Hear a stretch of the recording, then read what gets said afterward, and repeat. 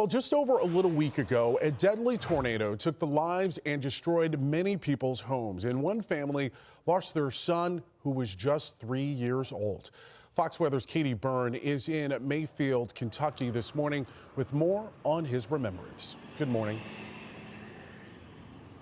Yeah, Jason, Britta, good morning. Well, the Kentucky governor says nearly 80 people have been killed because of these tornadoes.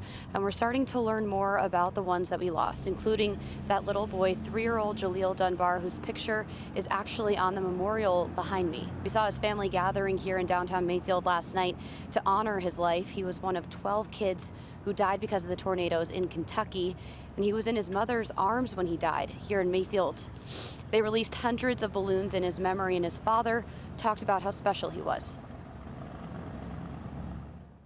And I'm hurt, but I love y'all to my babies. I love y'all to death.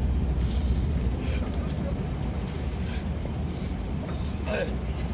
Now, the Kentucky governor says almost 1,000 people are staying in shelters, and that doesn't even include people who might be staying with family and friends or people who are staying in homes with no electricity or heat right now. So think about how far a hot meal could go. A lot of people have been showing up to Mayfield from outside of the area, driving in hours away to give people free gas, food, anything to help. Generators is something they're in need of as well, power strips, extension cords, things like that.